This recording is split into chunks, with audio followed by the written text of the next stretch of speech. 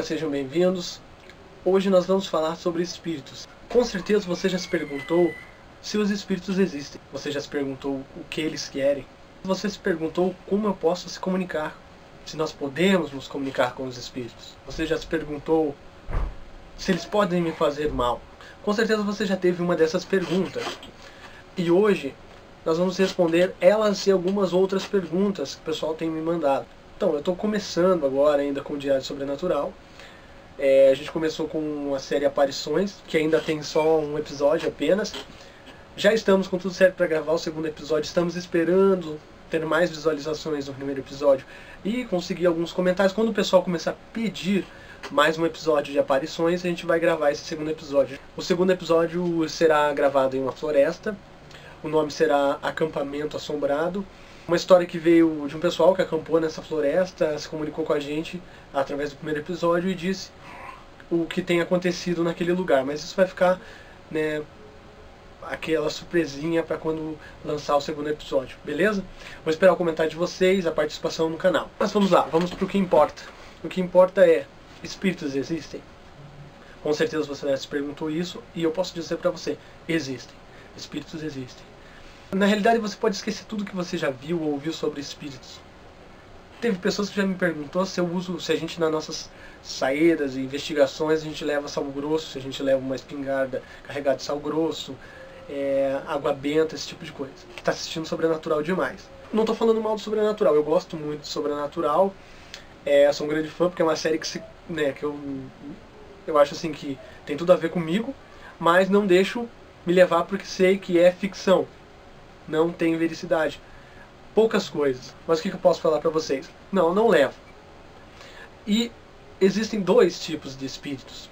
Os espíritos residentes. O que são espíritos residentes? Espíritos residentes são espíritos que ficam presos num tipo de loop no lugar onde viveu, no lugar onde morreu, por exemplo.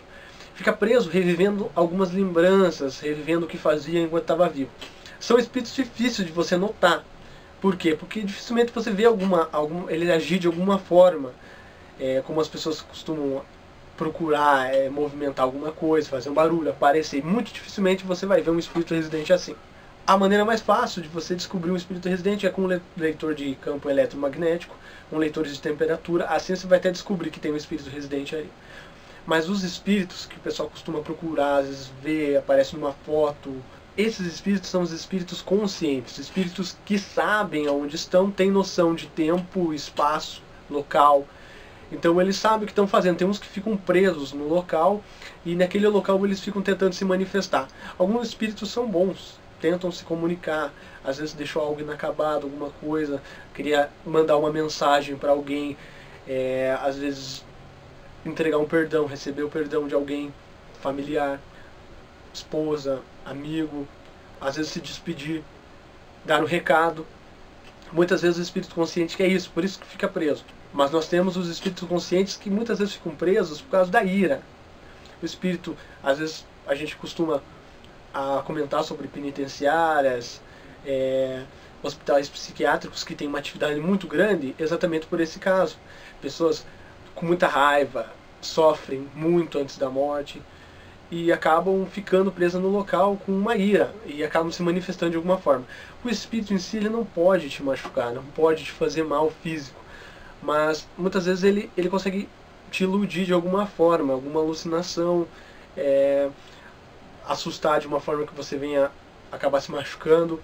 Eu ainda não comprovei se o espírito pode ou não pode incorporar uma pessoa.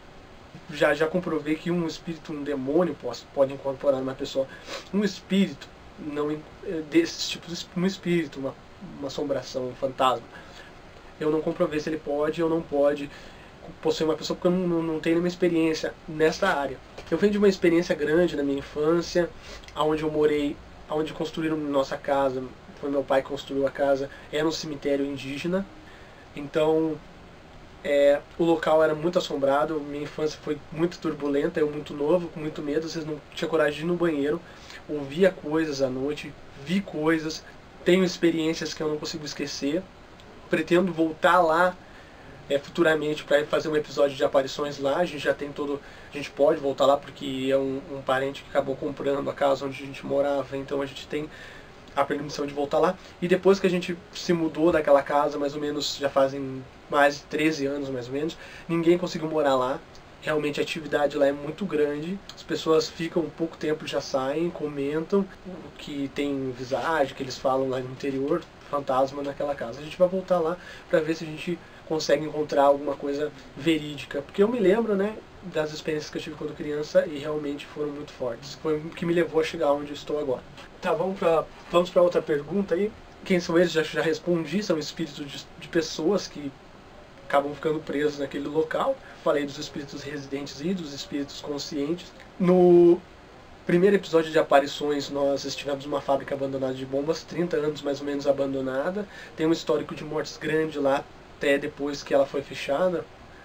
Realmente eu moro próximo e, né, o pessoal já sabe bastante do que tem acontecido lá. Tivemos a liberação para entrar lá devido ao local. Aquela noite foi uma noite complicada, difícil. Tem pessoas que falam, estava com medinho.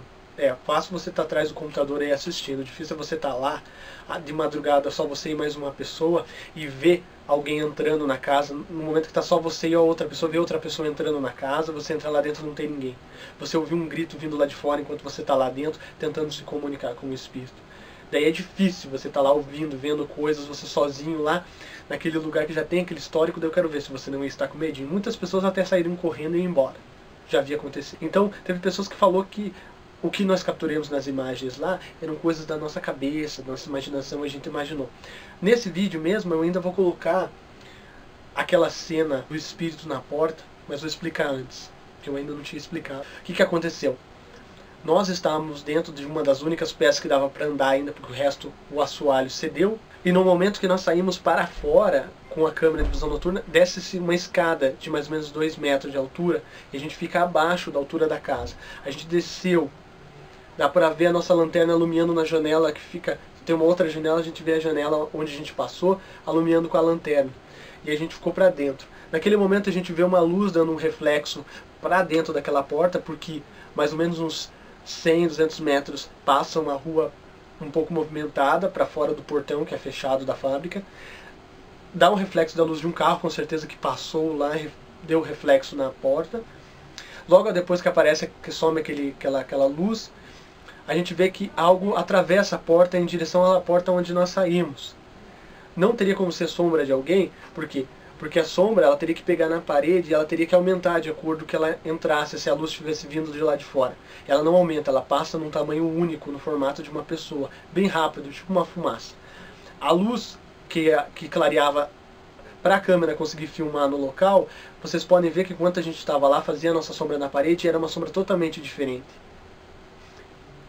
Teria que, para ficar daquele tamanho, a sombra a gente teria que estar próximo da porta e não tem ninguém ali.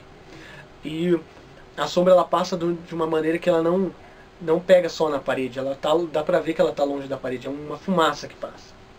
E eu vou colocar esse vídeo para vocês verem, vocês tiram suas próprias conclusões, mas nós vimos depois dessa cena alguém subindo a escada e entrando para dentro da casa novamente, e a gente voltou para ver se via alguma coisa. E realmente é essa fumaça que a gente capturou. Mais pra frente a gente teve uma interferência na câmera. O Daniel teve uma experiência de alguém ter pego no braço dele, puxado ele, até que ele ficou muito assustado aquela noite. E na última imagem da câmera, que a gente deixou uma câmera dentro de uma antiga guarita, a gente viu uma sombra que apareceu na parede e logo após a câmera desligou e a lanterna que estava ligada clareando o local lá para a câmera conseguir capturar a imagem, ela desligou também. Prestem atenção no próximo vídeo que eu vou estar passando. É a cena onde capturamos a possível aparição, tirem suas próprias conclusões, comentem e nos ajudem a divulgar esse trabalho e peçam para a gente poder estar gravando o segundo episódio de aparições. Então até a próxima com mais um vlog do Diário Sobrenatural.